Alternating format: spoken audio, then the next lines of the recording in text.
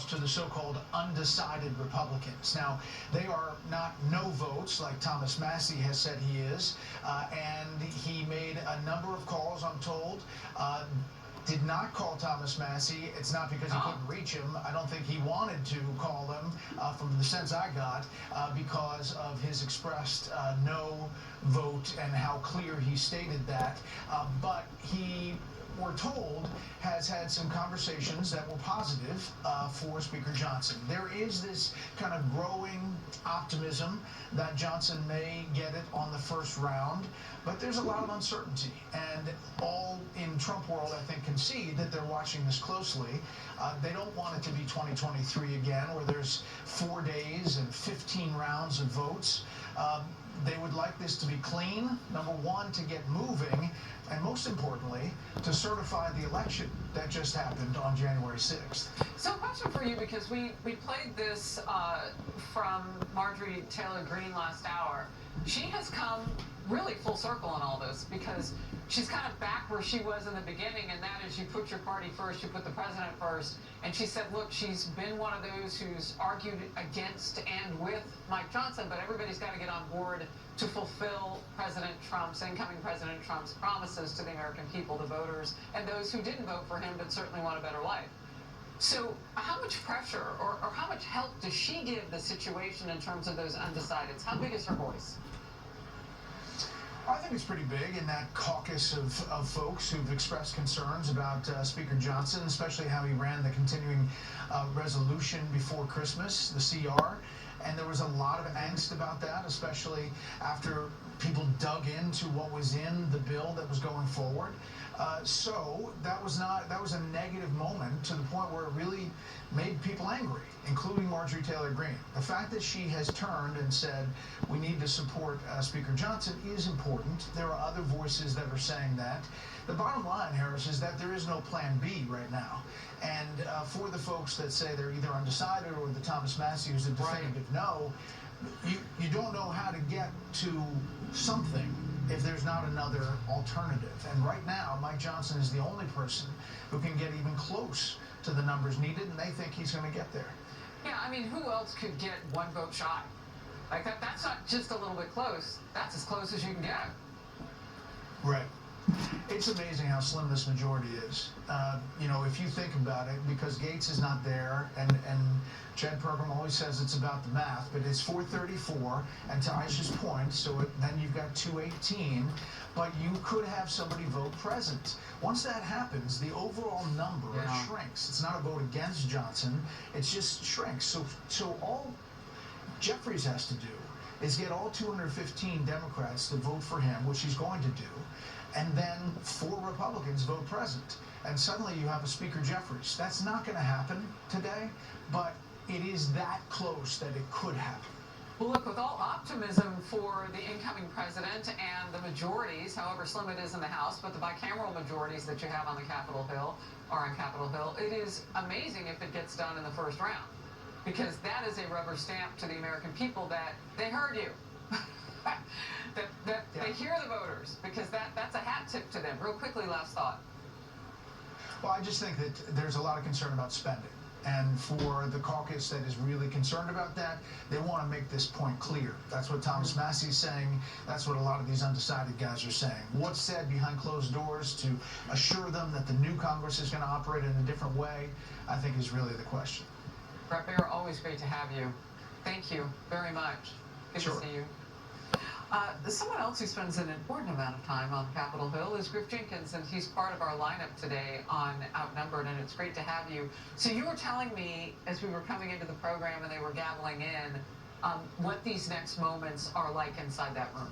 So these moments now, they'll take the roll call and will establish, as Aisha and Brett were pointing out, whether or not all 434 members showed up. Otherwise, we have to change the math, but we expect to have all 434 there. And let me just say this quickly.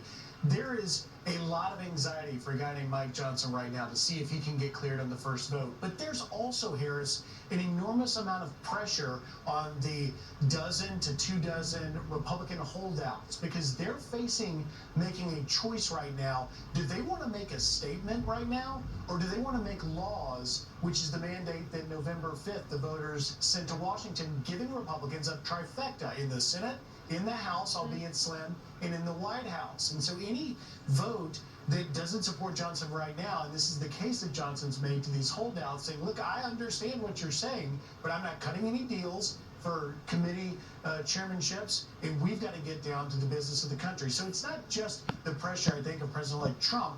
It's really how the rest of the country will view if this doesn't happen. At the end of the day, you're either going to have first vote, Johnson gets Speaker, second, third, fourth vote, it gets messy, or someone else gets elected Speaker. But who can come within a vote? I mean, seriously, that's if that person existed, we would know who that is right now, don't you think?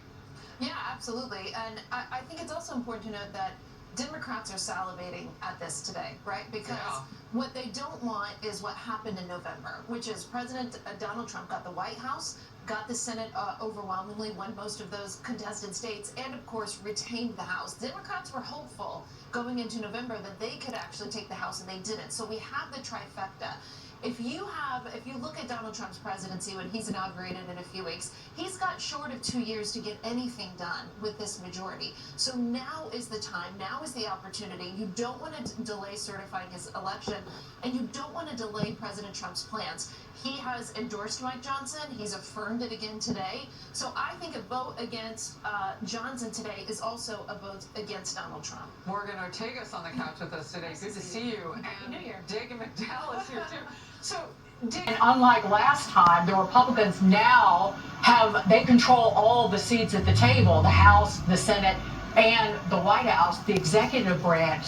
So get your business together and run the table, because that's the only way with such a narrow majority that you're going to get any Republican business, any of the Trump agenda through, because one of the problems is, so Matt Gaetz resigned because he wanted to become the Attorney General, but we also have 2 votes. Michael Walz will become the National Security Advisor, and Elise Stefanik will become the United Nations Ambassador. So those are 2 votes of the 2019 that the Republicans will later lose. Right. So it will be, that gives the Democrats, you think they're going to play games today? That will give the Democrats a lot of room to play fast and loose with the Republicans. Like, somebody is out sick one day, expect every Democrat to show up and shoot down anything legislatively the Republicans try to get done. well, and if there's a Republican running next time who's in one of those districts that's purple, they can put pressure, vote present, and that starts to change the counts, which is something we could see today. We hope not for the American people, because what our enemies think when they watch us kind of go around in circles like this before the next president is inaugurated is that, it's a little disarray. But this is kind of how it gets done. Right. But just to be clear, because I wasn't crystal, Stefanik and Michael Walz, those seats will be filled. But while we're waiting for them to be filled, House Republicans will essentially have a 0 vote margin. Emily, I want to bring in some color right now that we've just been given. The House comes back in for the 119th. The chamber is now packed. So it is a lot louder than what we heard even an hour ago as they were doing, the close of business for the 118th. The chamber packed. Every seat is taken on both sides, Senate and House. Many members appear to have their families with them, which is so beautiful, including a large number of young children. Conversation has broken back out as the House begins its call for the House via electronic device. So this is something that Griffith mentioned, Emily, that, they're going to do their roll call, so on and so forth. This is such an important moment, and I'm glad that the public gets to see all of this. I hope that the importance is stewarded wisely. You mentioned in the beginning that we have the slimmest majority in so many years. Well, act like it. Act like we have the majority then. The reality is that this demonstration symbolizes nothing but a petulance that we can't afford right now. What we need at this moment is unity. And here, these sort of behavioral demonstrations by Massie and whoever else is undecided, they're doing this during preseason. And what we need is for them to get on the field in a game where it matters. So interestingly to me, for example, one Republican undecided talked to the Hill, wouldn't give their name, but said the 2 biggest issues here are real cuts on spending and also involving members instead of staff on what's going on in the bills. absolutely valid and important points. So get to those after a House Speaker is elected. To your point, there's no alternative.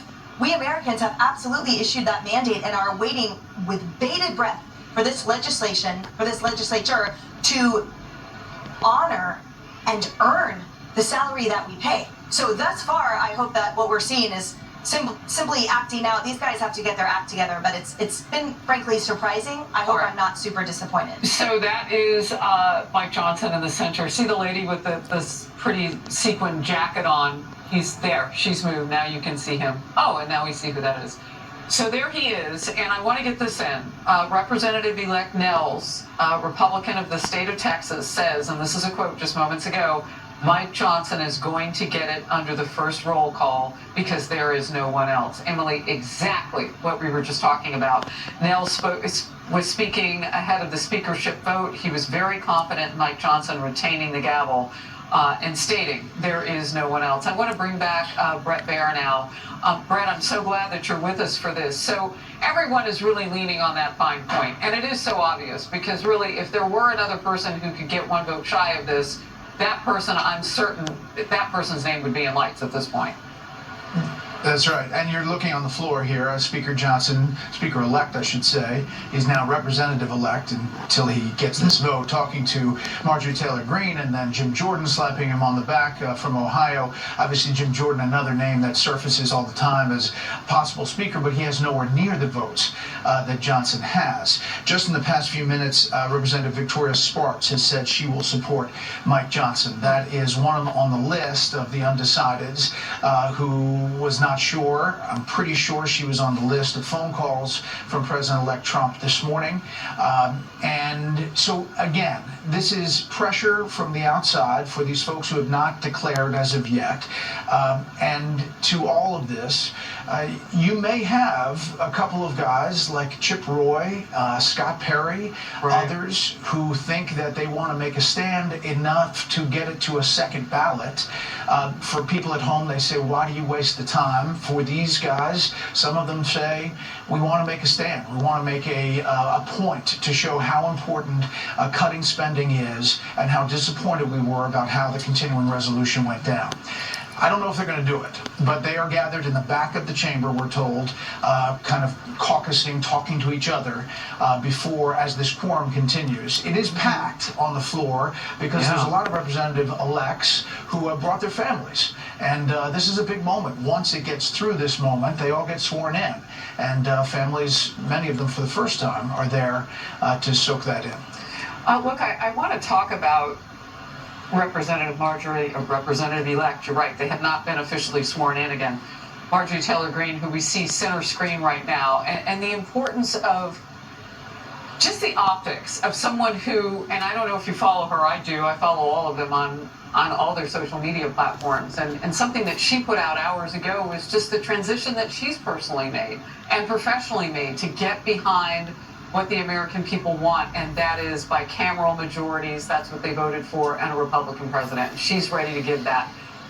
The visual of seeing her with the potentially returning Speaker of the House has got to be powerful for people like Chip Roy. I would think he wants, from what's been reported, Bret, to be chairman of the Rules Committee.